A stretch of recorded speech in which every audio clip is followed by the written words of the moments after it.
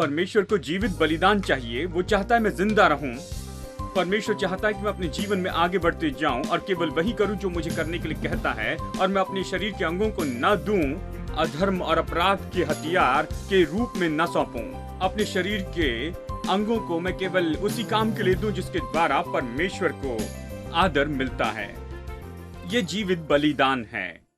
God of glory, God of wonders, God of beauty, you reign through all eternity.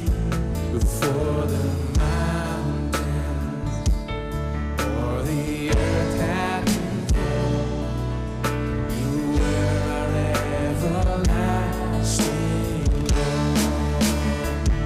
You've been our hope, you've been our shelter safe for young and old. Through generations past, we stand in awe of a God so great. We stand in thanks for your faithfulness. Oh Lord, you've been our dwelling place. God of glory, God of wonders, God of beauty, you reign through all eternity. Before the mountains or the earth had been formed, you will everlasting. Tell him what he's been to you. You've been our hope, you've been our shelter safe for young and old. Through generations past, we stand in awe of the God so great.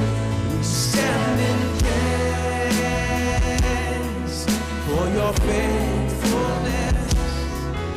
Oh Lord, you've been our joy. You've been our hope. You've been our hope. You've been our shelter safe for young and old.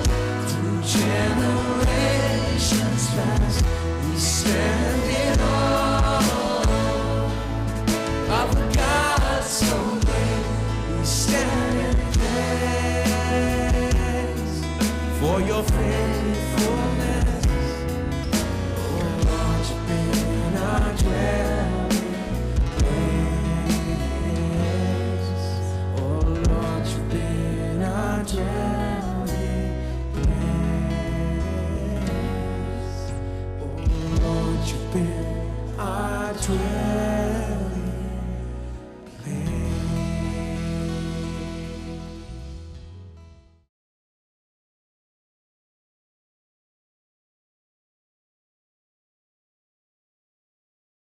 परमेश्वर ने इस शरीर में भूख रखी है, प्यास रखी है, विश्राम की जरूरत रखी है, शारीरिक इच्छाएं, सब कुछ परमेश्वर ने रखा है, इसलिए ये नैतिक रूप में ही पूरा होना चाहिए।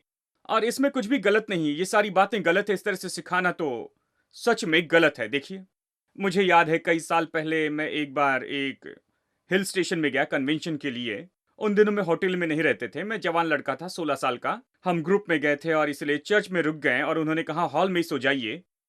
और पास्टर मेरे अच्छे दोस्त हो गए क्योंकि हम साथ में पैदल चलकर खाने की जगह पर जाया करते थे। एक जगह खाने की व्यवस्था की गई थी और दूसरी जगह सभा का आयोजन किया गया था। वो अच्छे मित्र बन गए तो हम लोग पैदल चलते हुए बातें करने लगे। और एक बार हम लंच करते हुए वापस आ रहे थे। मैं बात कर रहा था और उन्होंने कहा, जानते हैं, हमारी डॉक्ट्रिन, हम जो लोग हैं ये तो तुमसे बहुत अच्छे हैं दूसरे सभी चर्च से, क्योंकि हम लोग एक विशेष डॉक्ट्रिन का पालन करते हैं। और मुझे याद है क्योंकि मैं बहुत छोटा था, मुझे लगा हमारी डॉक्ट्रिन बहुत अच्छी है, सबसे बढ़कर हैं। मुझे यही बताया गया था। लेकिन इस भाई ने कहा हम तो बहुत ही ऊंचे हैं क्योंकि हमने खास तरीके से अपने आप को समर्पित किया है और हम बहुत पवित्र जीवन जीते हैं। और क्या तुम सुनना चाहते हो? मैंने कहा हाँ। उन्होंने कहा, जानते हैं पौलुस कहता है, पत्नी को बहन कहता उसने बताया कैसे दूसरे प्रेरित अपनी पत्नी को लेकर यात्रा पर जाते हैं और वो कहते हैं, जब उनके पास में ये सौभाग्य है कि वो अपनी पत्नी को वहां पर सेवकाई में ले जाएं, बहन के रूप में यात्रा करते हुए, क्या मेरे पास में वो अधिकार नहीं है? वो कहता है कि पत्नी एक बहन जैसी है। तो उन्होंने कहा, हर कोई अपनी पत्नी से बहन जैसे व्यवहार करे, पत्नी के जैसे नहीं। देखिए इसे कैसे मोड़ दिया है। तो उन्होंने कहा पत्नी के साथ पत्नी जैसे व्यवहार न करें, उससे बहन जैसे व्यवहार करें। तो उन्होंने कहा हमारी चर्च में हम पत्नी से बहन जैसे व्यवहार करते हैं। मैं केवल 16 साल का था और ऐसी बातें मुझसे नहीं करनी चाहिए थी।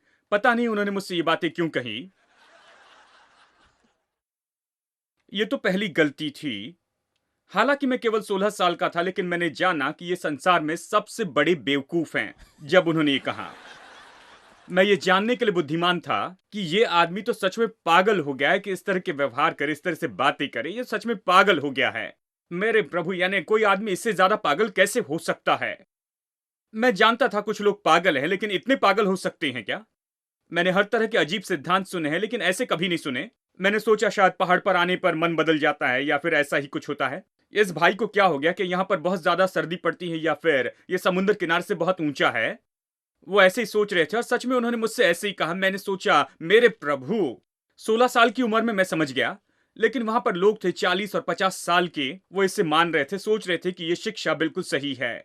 और वो इस एक वचन को ले रहे हैं जहां पर पौलुस ये कहता है वो पत्नियों को अपनी संगी बहन के जैसे लेकर जाते हैं। वो तो बस कह रहा था, बड़ी सभ्यता के साथ में उनकी पत्नी को वो बहन कह रहा था, बस इतना ही। लेकिन इन लोगों ने इसके साथ में एक डॉक्टरीन बना ली। कल्पना कीजिए क्या होगा अगर आप अपनी पत्नी के साथ में बहन के जैसे व्यवहार करने लग जाएं। और ये सारी बातें आती हैं बस इसी कारण, क्योंकि शरीर के साथ में गलत मनोदशा रखते हैं। ये शरीर तो पाप का शरीर है, इसलिए जो चाहता है उसे न दें। मुझे याद है एक प्रचारक ने इस तरह से कहा कि वो कभी मटन नहीं खाते, इसलिए उन्हें गुस्सा नहीं आता है। यानी मटन मटन खाने से गुस्सा आता है। यानी बकरों को शायद गुस्सा आता होगा या कुछ ऐसे ही, पता नहीं। मैंने सोचा ये डॉक्टरीन कहां से आई है? अगर लोग क्रोधित होते हैं तो उनसे कहना कि वो मटन न खाएं, क्या बाइबल इसी के बारे में है? देखिए, लोग गलत होते हैं क्योंकि वो बाइबल की ओर देखते हैं और इसे वो गलत तरीके से समझते हैं। हमें इसे सही तरीके से समझना होगा। बाइबल कभी ये नहीं सिखाती कि अपनी पत्नी के साथ अपनी बहन जैसे व्यवहार करे। बाइबल कभी ये नहीं सिखाती कि जो शारीरिक जरूरतें हैं वो बुरी हैं और वो गलत हैं, और कभी उन्हें पूरा करने की कोशिश नहीं करना, इस तरह की बातें नहीं बताती। बाइबल ये सिखाती कि ये परमेश्वर ने दिया है और इसे सही तरीके से पूरा करना चाहिए, यही बताती है। यहां तक पौलुस, जिसने कहा कि उनकी पत्नी बहन है, उसने कहा अपने लोगों से कि अपनी पत्नी से ज्यादा समय दूर नहीं रहना, क्योंकि ये तो बहुत सी परेशानी में लेकर आएगा। वो बुद्धिमान है। जानते हैं, शायद थोड़े समय के लिए ठीक है, लेकिन ज्यादा समय के लिए दूर न रहें, क्योंकि देखिए शारीरिक इच्छाएं होती हैं और वो सलाह देता है कि ज्यादा समय दूर न रहें। ऐसा न करें, और यही उसकी सलाह थी। मैं सोचता हूं कि किसी तरह से ये लोग कोई और बाइबल पढ़ते हैं जहां कुछ वचन पर उनके लिए मार्क किए गए हैं, वो केवल उसे ही पढ़ते हैं, बाकी कुछ भी नहीं पढ़ते हैं। बाइबल कोई मूर्खता नहीं सिखाती है। बाइबल बुद्धि से भरी है, क्योंकि ये परमेश्वर का वचन है। देखिए, यानी जब आप शरीर की जरूरतों को अनदेखा करते हैं, शरीर की जो सही जरूरतें हैं, और जब आप इसे सही तरीके से पूरा नहीं करते हैं और इसकी परवाह नहीं करते हैं, तो फिर पाप के पास मौका होता है कि वो भीतर प्रवेश करे, क्योंकि अभी वो जरूरत वहां पर है और आप इसे सही तरीके से पूरा नहीं करते हैं, और इसलिए पाप भीतर आने की कोशिश करता है। पाप उसके द्वारा भीतर आकर राज्य और अधिकार करने की कोशिश करता है। देखिए, पाप तो ऐसी कोई हरकत नहीं जो केवल पापी करते हैं। नहीं नहीं, पाप तो सामान्य क्रियाएं हैं, लेकिन ये तो ऐसी हैं। देखिए, पाप तो ऐसा है कि जो सही इच्छाएं हैं उसे गलत तरीके से पूरा करते चले जाना, उन इच्छाओं को पूरा करते जाना जो कि इच्छाएं परमेश्वर ने हमें दी हैं, गलत तरीके से, गलत काम से पूरा करना, अस्वीकार करने वाले तरीके से ऐसे काम करना, भक्तिहीन तरीके से वो सारी जरूरतें पूरी करना जो परमेश्वर ने हमारे शरीर में रखी है। कहिए मैं भूखा हूं और मुझे खाना है, तो मुझे इडली खरीद कर खाना है, उसे चुरा कर नहीं खाना है। हेलो, मुझे इडली बनाकर खाना है, चोरी करके नहीं खाना है। इसके लिए सही तरीका है। मैं सरल शब्दों में बता रहा हूं, क्योंकि मैं इसे ज्यादा नहीं बताना चाहता हूं। पूरे विवरण के साथ कि आप बस बैठे रहें ऐसे दिखाएंगे आपको कुछ पता नहीं। चिंता मत कीजिए, मैं ज्यादा कुछ नहीं बताऊंगा क्योंकि हम यहां आपको पकड़ने के लिए नहीं हैं, मदद करना चाहते हैं, बस यही। लेकिन बात तो यह है, पाप शरीर की सामान्य जरूरतों को लेता है, शरीर की सामान्य जरूरतों को, और हमें बताता है कि जरूरत है और इसलिए हमें आगे बढ़ना चाहिए और इसे संतुष्ट करना है, चाहे जो भी कर लें। जब तक जरूरत पूरी होती है ये ठीक है, क्योंकि प्रभु ने इसे रखा है। आपने लोगों को ये कहते सुना है, मैंने इसे सुना है। नहीं पूछना चाहूंगा क्योंकि आप ऐसे दिखाएंगे कि कुछ भी पता नहीं। ठीक है, मैं सब जानता हूं। चलिए इसे ऐसे कहते हैं। आप लोगों से सुनते हैं, क्या करे भाई, मैंने ऐसे किया क्योंकि शरीर की जरूरत है, प्रभु ने इसे रखा है, क्या करें? यदि नहीं रखता तो नहीं करता, क्योंकि उसने इसे रखा है इसलिए मुझे जाकर कुछ ना कुछ करना था कि शरीर की जरूरत पूरी करूं। प्रभु पर दोष लगाते हैं उनके काम के लिए।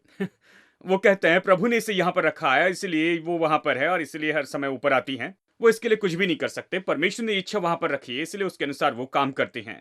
जानते हैं, इस तरह से वो सारा व्यवहार करते हैं और यही वो है जिसे पाप कहते हैं। देखिए, परमेश्वर ने रखा है ये ठीक है, लेकिन परमेश्वर ने कुछ तरीके भी बताए हैं वैसे ही इसे रखना है, उसी तरीके से इन जरूरतों को पूरा करना है। यानी गलत मनोदशा गलत तरह के जीवन में ले जाती है। चलिए उदाहरण के लिए एक और बात देखें, एक और उदाहरण कि कैसे लोग वचन को गलत तरीके से समझते हैं। वो उदाहरण तो ऐसा है, एक भाई ने कहा जब मैंने उद्धार पाया तो पाप मर गया। मैंने कहा ऐसा है, ये मेरे लिए खबर है, पाप तो मर गया है लेकिन मैं जानता हूं पाप जिंदा है। उन्होंने कहा पाप मर गया है। मैंने कहा भाई, बाइबल ये नहीं सिखाती कि पाप मर गया है, ये सिखाती है कि आप पाप के लिए मर गए हैं। बहुत बड़ा फर्क है। यदि आप कहते हैं कि पाप मर गया तो आप ऐसे काम करेंगे जैसे कोई पाप नहीं है, और मैं आपको बताऊं जल्दी आप पाएंगे कि पाप तो अच्छी तरह से पूरा जिंदा है और ये कई बार राज्य और अधिकार करता है। और जानते हैं, कई बार बड़ी आसानी से ऐसे व्यक्ति पर राज्य करेगा क्योंकि वो सचेत नहीं होता है, क्योंकि वो सोचता है पाप मर गया लेकिन वो जीवित है।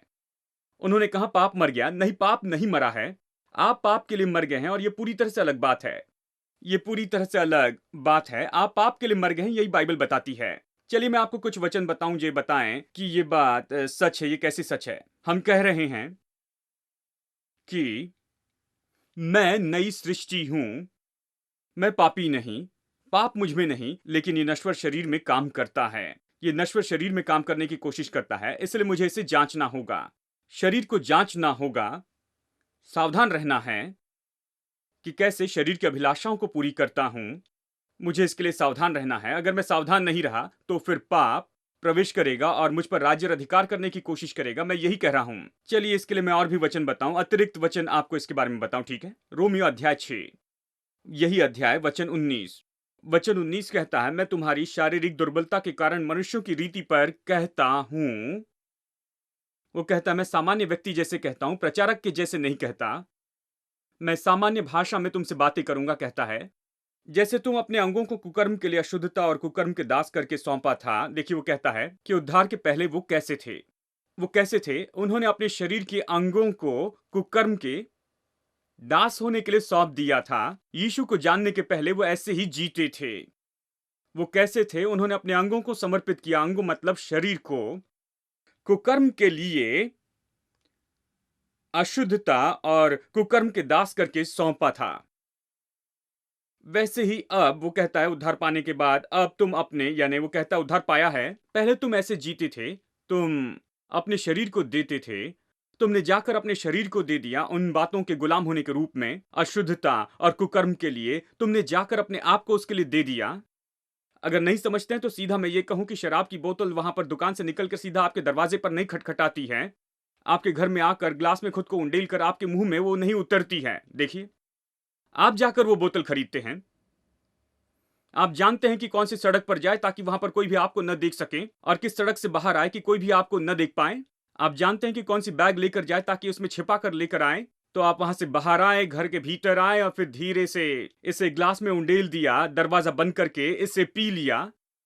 आपने ये सब किया, आपने अपने अंगों को वहां पर दे दिया, यहां पर अधर्म के दास होने के लिए, अशुद्धता और कुकर्म के लिए आपने इसे सौंपा है। वैसे ही अब आप आत्मिक जीवन जी रहे हैं, अब उद्धार पाया है, वैसे ही अब अपने अंगों को पवित्रता के लिए धर्म के दास करके सौंप दो। तुमने पहले इसे किया, लेकिन अब उसका उल्टा ही करो। पहले जैसे मजबूती से पाप के लिए जीते रहें, अब उतनी ही मजबूती से परमेश्वर के लिए जिए। ये कैसे पाप करते हैं?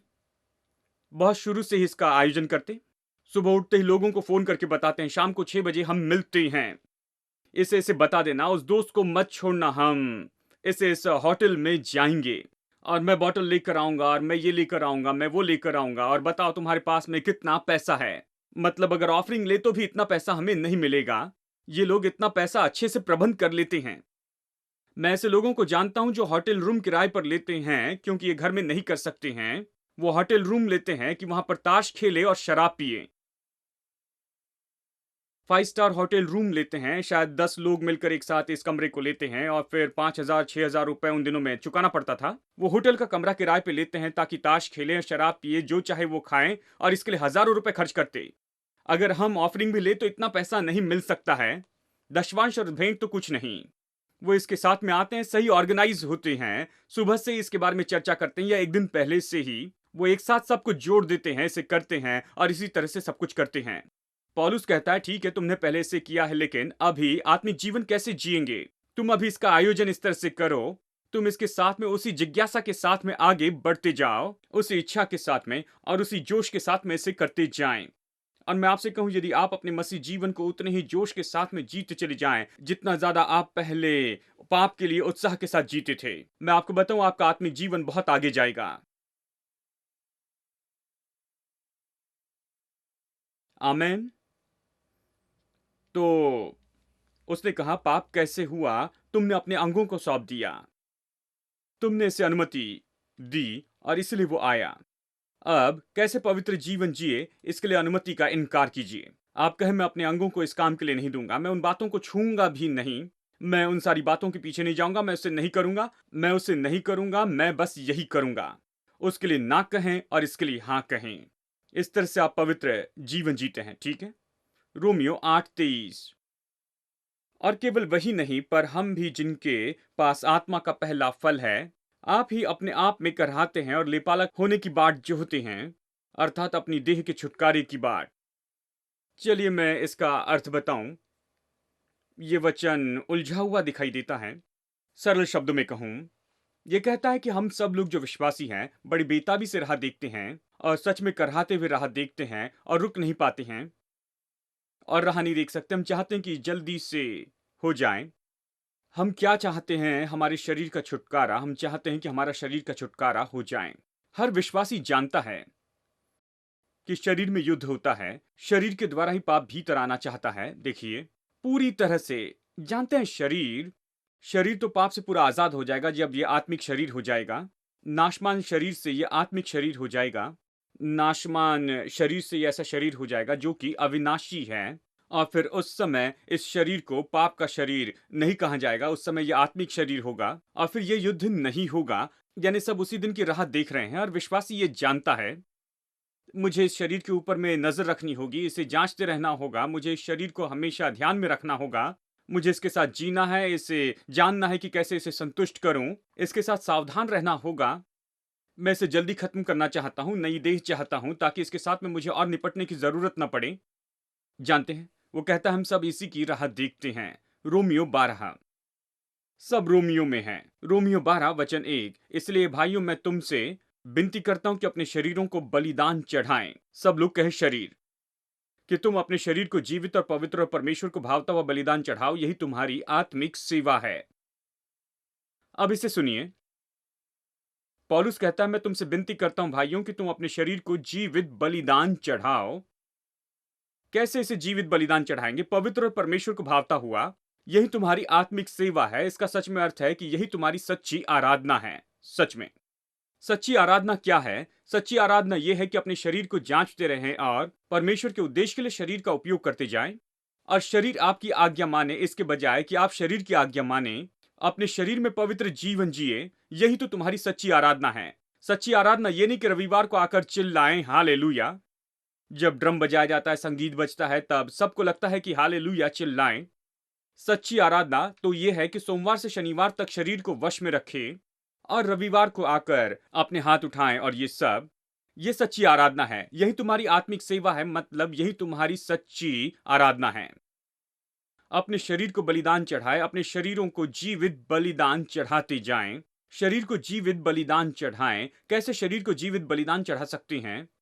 निश्चित कर ले कि शरीर का उपयोग केवल परमेश्वर के उद्देश्य के लिए उपयोग हो, केवल जिस तरह से प्रभु का आदर मिले और परमेश्वर के वचन के अनुसार ही हो, और ये कभी भी परमेश्वर के वचन के बाहर की बात ना हो। निश्चित करें कि शरीर आपकी हमेशा आज्ञा मानता है, आप शरीर की आज्ञा नहीं मानते, और यही तो अपने शरीर को जीवित बलिदान चढ़ाना है। हम उन दिनों में ये नहीं समझ सकते थे, यानी कन्वेंशन के समय में, बड़े रिवाइवल के समय में हमेशा हमें यहाँ पर पाप की समस्या हुआ करती थी। जब भी कोई पाप से आजाद होने के बारे में चर्चा करता या पाप पर विजय के बारे में कहता, हम जवान लड़के के रूप में जाते, दिलचस्पी लेते थे, प्रभु के लिए जीना चाहते थे, लेकिन पता नहीं था।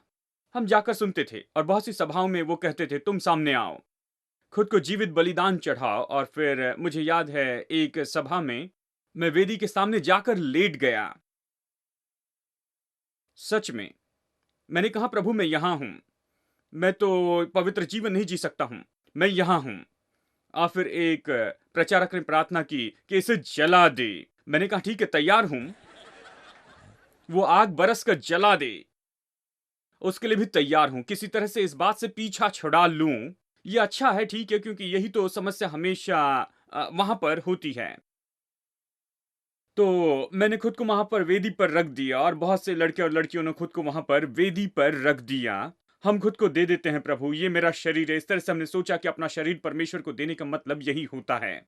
लेकिन बाद में मैंने सीखा कि परमेश्वर को मेरी मृत देह नहीं चाहिए, क्योंकि उससे क्या लाभ होगा।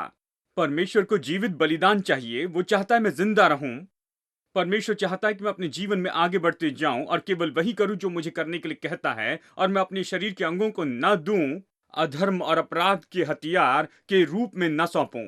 अपने शरीर के अंगों को मैं केवल उसी काम के लिए दूं जिसके द्वारा परमेश्वर को आदर मिलता है। यह जीवित बलिदान है। 1 कुरिन्थियों 6। आपको ये वचन पसंद है क्योंकि आपने ये विचार सुना है, भोजन पेट के लिए और पेट भोजन के लिए है। कितने लोगों ने सुना? वो सोचते हैं कि पेट इसलिए है कि उसमें मटन रख सके, और मटन इसलिए है कि उसे पेट में रख सके। मटन और पेट एक दूसरे के लिए हैं। लेकिन सुनिए परमेश्वर क्या कहता है, परंतु परमेश्वर इसको और उसको दोनों को नष्ट करेगा। हम जो बहुत बड़ी बात सोचते हैं वो इतनी बड़ी बात नहीं है। परमेश्वर दोनों को नाश करेगा, परंतु देह, अब आप देह के बारे में बहुत ही अद्भुत वाक्य सुनेंगे, और ये तो आपको पूरी तरह से आजाद करेगा। ये आपको एक बात से आजाद करेगा, इस सोच से कि देह जो है वो बुरी है, क्योंकि बाइबल इसे मरणहार शरीर कहती है, या पाप की देह है। हम ये नहीं कह सकते कि शरीर जो है वो बुरा है। जिस शरीर को परमेश्वर ने दिया वो कैसे बुरा होगा? किसने इसे दिया? मैंने अपना शरीर नहीं बनाया, परमेश्वर ने इसे बनाकर मुझे दिया। मैं कैसे इसे बुरा कह सकता हूं? नहीं। जब पाप आया, जब आदम ने पाप किया, तो ये शरीर पाप का शरीर हो गया। पाप का शरीर। पाप बुरा नहीं, लेकिन अभी पाप के कारण इसके ऊपर बहुत ज्यादा प्रभाव हुआ है। पाप का इस पर ज्यादा वश है। ये पाप के द्वारा चलाई चलता है। शरीर अपने आप में बुरा नहीं है। हमें शरीर को दूर नहीं करना है। शरीर परमेश्वर ने दिया है, तो सही समझ रखें, और ये आपको आजाद करेगा। Hallelujah, hallelujah, hallelujah. Your love makes me sing. Hallelujah, hallelujah. So clap our hands. Hallelujah. Your love makes me sing. Hallelujah, hallelujah, hallelujah. Your love makes me sing. Hallelujah, hallelujah, hallelujah. Your love makes me sing. Your love is amazing, steady and unchanging. Your love is a mountain from beneath my feet. Your love is a mystery, how you gently lift me when I am surrounded. Your love carries me. Hallelujah, hallelujah, hallelujah. Your love makes me sing. Hallelujah, hallelujah, hallelujah. Your love makes me sing. Your love is surprising, I can feel it rising. All the joy that's growing deep inside of me. Every time I see you, well, your goodness shines through. I can feel this God song rising up in me. Hallelujah, hallelujah, hallelujah. Your love makes me sing. Hallelujah, hallelujah, hallelujah. Sing it again. Hallelujah, hallelujah, hallelujah, hallelujah.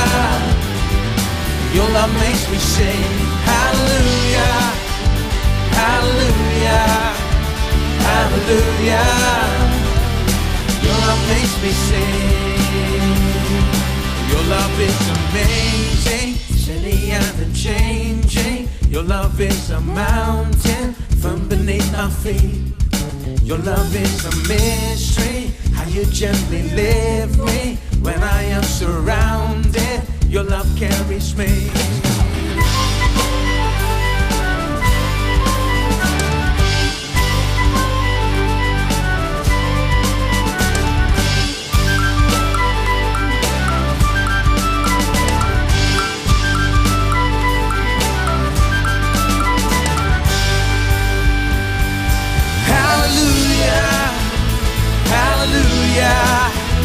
Hallelujah, your love makes me sing. Hallelujah, hallelujah, hallelujah. Your love makes me sing. Hallelujah, hallelujah, hallelujah. Everybody, your love makes me sing. Hallelujah, hallelujah, hallelujah. Your love makes me sing. Hallelujah, hallelujah, hallelujah. Your love makes me sing. Hallelujah, hallelujah, hallelujah. Your love makes me sing.